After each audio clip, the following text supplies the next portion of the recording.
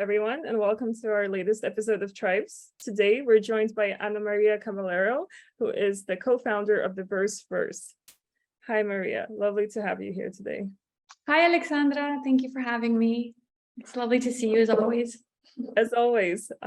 So for those of you that haven't heard, poetry is the latest big thing in NFTs.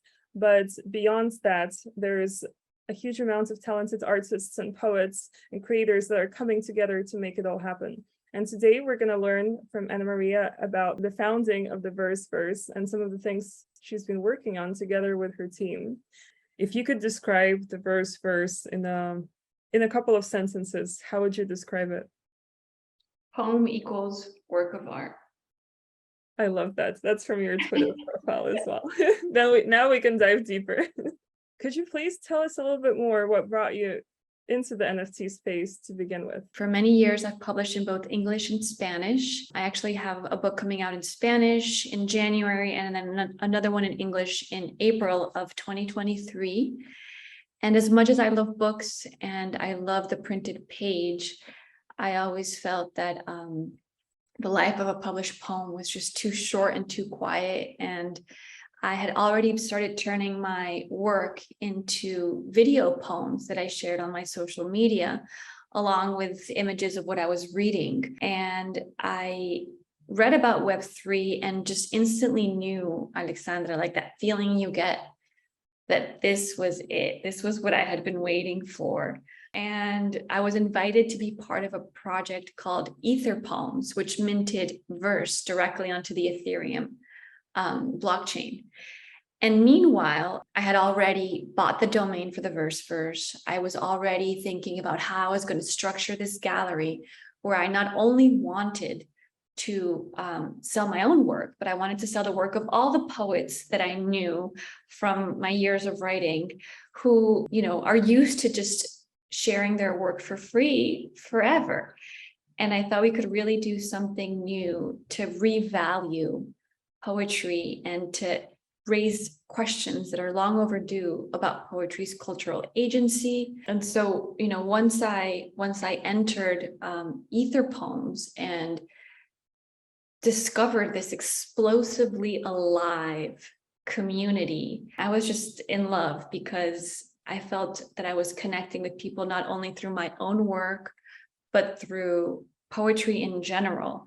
And I feel, Alexandra, that not only do poets want to share their work with more people, but I feel like more people want to connect with poetry and don't always know where to find poems to which they can relate. Poetry hasn't always done a very good job of connecting with new digital audiences.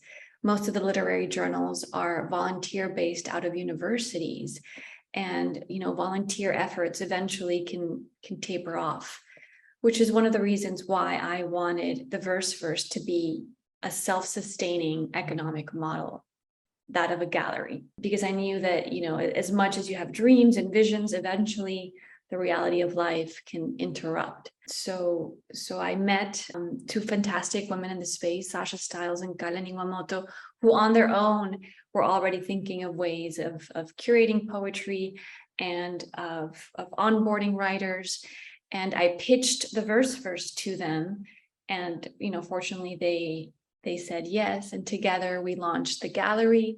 We invited Giselle Flores, who has a lot of experience in the space and is a fantastic photographer, to join us as art advisor. And we launched in November of 2021 and are going on our 1-year anniversary. Yeah, it's just it's happening right now. And I wanted to ask, in terms of poetry coming on the blockchain, many people predominantly are used to seeing visual work, and sort of like music and poetry hasn't had the same level of impact. And I know a lot of your projects involved visual imagery, as you mentioned. Even before that, you were already sharing videos in combination with poems. How did you approach this? Like, what was there a certain strategy that you had in terms of inviting artists to collaborate with poets for your first release? I think poetry really demands pause and attention. It's not just an image that you can size up quickly. It demands some of your brain power to really connect with the work. But I think that if you give poetry time and attention, poetry gives back. And so it's been a slow labor. It's been a slow stew. I can speak to my own practice where I've been, putting my little video poems out into the world. And very slowly, people have taken the time to watch, taken the time to listen, and more as they connect, they keep wanting to watch more. And I think something similar has happened at theVERSEverse, where people have realized that if they give the pieces that we're putting out a bit of time of attention, they're going to be rewarded. And one of course, the guiding principles of the crypto art space is collaboration. And so poetry lends itself so beautifully to collaboration. I have had a wonderful experience of working with artists like Joel Snythe, like Gala Mirisa, like Adam Disbrow, like Federico Bianchi, and each one has a completely different practice, from dance to painting to photography to generative. And it's been really fascinating to see how they interpret my poetry, because something that we're doing now is a reverse ekphrasis. So, usually ekphrasis is when a poet responds to an artwork. But here the artist is responding to the poet. And this has also been the case in theVERSEverse, where we've had artists select the poems that they wanted to work with because they connected. And for example, we have a Cuban artist named Marlon Portales, who selected a few poems by Guggenheim Fellow Denise Duhamel that were about her mother, the passing of her mother. And he has a very special relationship with his own mother. And so he photographed his mother and then hand drew parts of her body with the poems on them. So everything is just very intimate and personal. And I really feel like that magic translates into the artworks. Yeah, they almost make them come alive together. Not only the artworks, the poems, but the poems that add a narrative to the artworks. I know you've been also doing poetry reading in a very natural Web3 way. Was it in Decentraland with ArtsNet? Could you tell us a little bit more about that? Yes. So ArtNet was very active in the Decentraland Metaverse Art Week and had several events. We were very grateful to their team and to Sasha from theVERSEverse, who coordinated a very, very busy agenda. We had AI-powered poetry readings. I gave a reading one day of, I think it was, like a 30-minute reading. And then we also had an open mic. And it's really fun, Poetry readings, Alexandra, aren't always easy to be described as fun. Some of them can drag on. I went to a fun one, but there was a lot of wine, so you never know.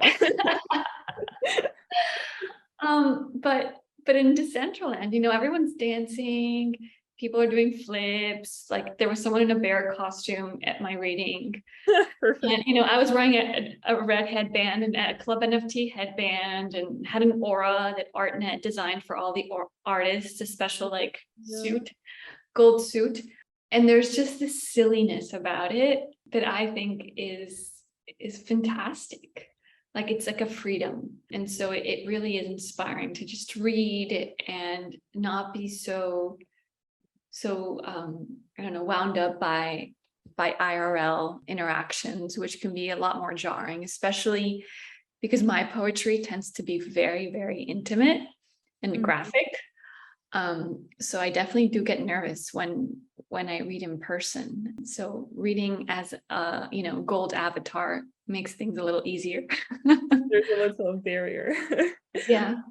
You mentioned freedom, and I think it's a popular rhetoric we see also in the Web3 space. Many artists talk about the idea of freedom that blockchain has enabled them. You balance between, as we call, traditional worlds and this new emerging space that we're creating for ourselves with new economic models. do you see the community of poets are all the same, as sort of like, as they have the same level of enthusiasm as you about these new directions, or are there any interesting findings in the conversations you have?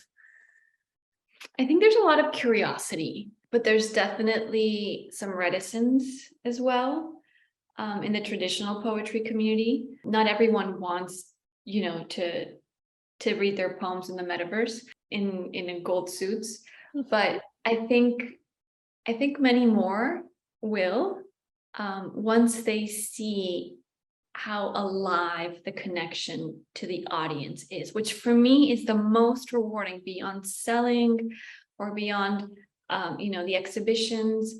The way that people have connected with my work on such a visceral and personal level is really special, Alexandra. It's something that had not happened to me as a traditional poet.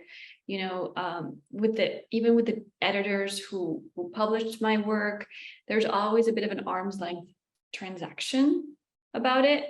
And here it's just very, very close and exciting. So I think that kind of interaction for a practice that's so solitary and slow is very refreshing. And just speaking about sort of like reflecting, on the year and looking forwards, are there any exciting things lined up for the VERSEverse? We do. We have many exciting things, Alexandra. Very That you grateful. can share with me today. I know. I'm like, what can I share?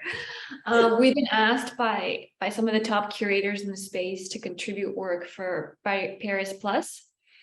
So we're working on that. We also have a dedicated exhibition that's going to be held at Avant Gallery in Paris. I think it's going to be a 2-part exhibition in partnership with a fantastic bookstore in Paris called Metamorphose.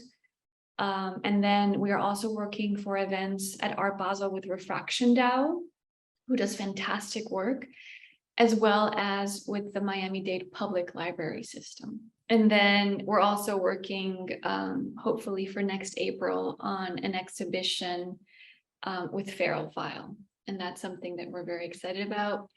And on a personal level, I'm going to be in London. I'll be in your area at the end of September to read some poetry and exhibit my words as art at Gazzelli Art House. What would you recommend young poets or people new to the space interested in following your path? And at the same time, what would you recommend collectors that are interested in poetry? For young poets, I'd really recommend trying to pair their practice with an artistic medium to learn some digital tools. When I applied to do my MFA in poetry, I actually wanted to do a joint art and poetry MFA. And the university did not know what to do with me. They didn't even know who to call at the art department. They eventually gave up and said, like, if you want to be a poet, like, we're happy to have you, but we don't know what you want to do, and don't bother us anymore. So I just stuck with the poetry masters. But I feel that young artists should insist if they want to be poets and artists. I mean, they are already artists, but if they want to have tools with which to share their poems digitally, to pursue that seriously and deliberately and rigorously as well. And then to collectors, I really do think that the collectors of poetry today are going to be rewarded and regarded as visionary. I think no less than that, because they are participating in the very early stages of a reframing of poetry's cultural value. And I feel like this is a really important turning point that blockchain provenance can afford poetry. And I really encourage collectors to actively participate in this transformation. I mean, those who are really dedicated and committed to the ethos of Web3 can find sort of an easy win with collecting poetry. That's beautifully said. I hope all the collectors are paying attention. Hear me? I collected mine. Yes, you did. That's a wonderful note, I think, to finish our conversation. Thank you so much, Ana Maria, for joining us today, and looking forward to seeing you in London. Me too. Thank you so much for this.